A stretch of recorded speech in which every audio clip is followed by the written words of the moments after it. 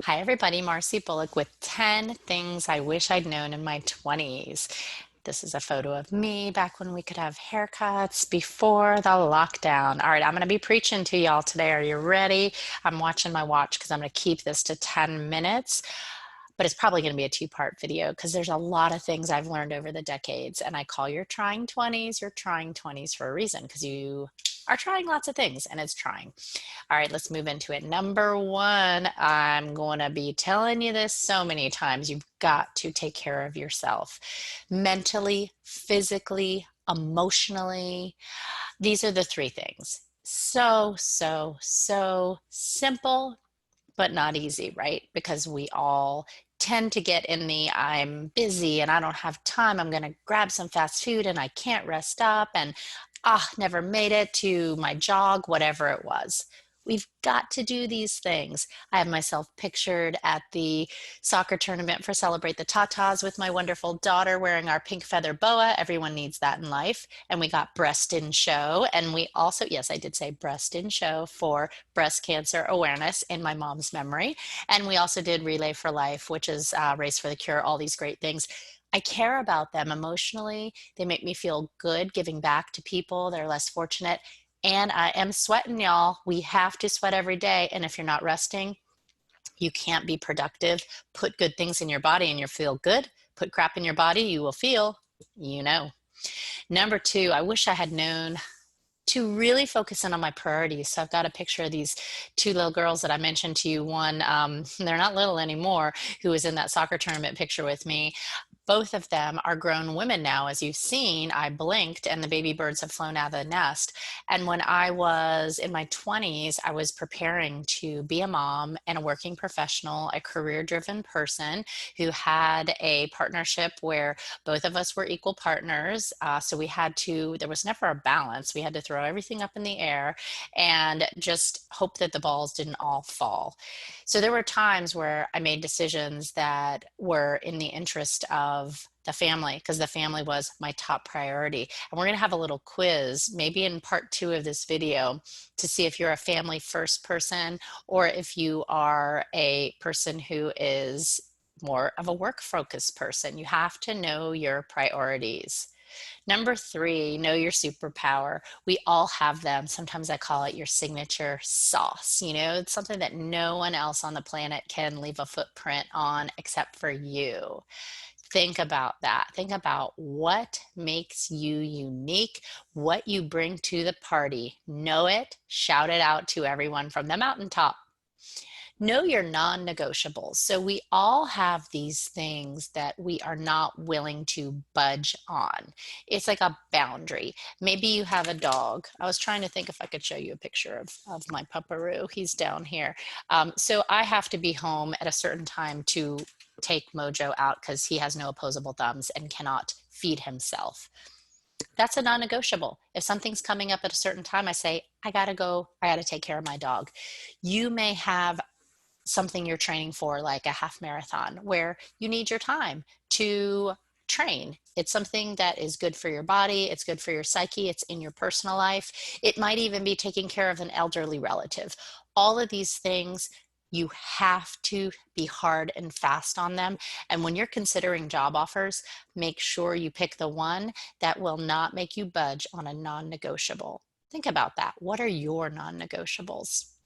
Now we need to know about finding your work-life divide.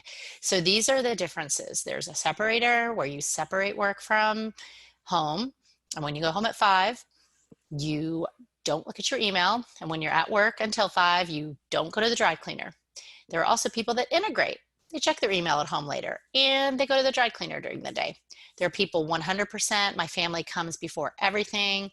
And then there are work first people. And you know those occupations that require so much drive, you know, a physician, a politician, that if you're in a partnership in some kind of loving relationship, you would want to tell your partner, listen, this is the career I'm going for, and it's going to come first because you're going to have to move for me. In my relationship, we both move for each other at different times, and we had that conversation. So it's really important to have. And some people cycle. All right. So that means that maybe I was really, really driven with work first before I had children. Then I was like, my kids are little. I want to spend some time with them. I'll never have this time back again. It doesn't matter if you're a woman or man or non-binary. You might have family members that you want to be with. And then when they're older, they don't need you as much, perhaps. And so you kind of cycle from work to family. That works too. Build a board of directors. This is such a good one. So, in your life, imagine that you are at this boardroom and it's a circular table, and this is you here. You're the yellow person, and you get to surround yourself with people who will be your champion, who will support you when times are tough, who will be your advisor, who will be your mentor, people around the boardroom table that will celebrate for you, that will cheer you on, that will confront you when you're going down the wrong path, that will give you guidance when you don't know which way to go, that will tell you what you need to hear, not what you want to hear. We know who those people are in our life, don't we? You get to pick these people to surround you at your boardroom. And that takes effort because you have to cultivate and nurture relationships with people that you look up to.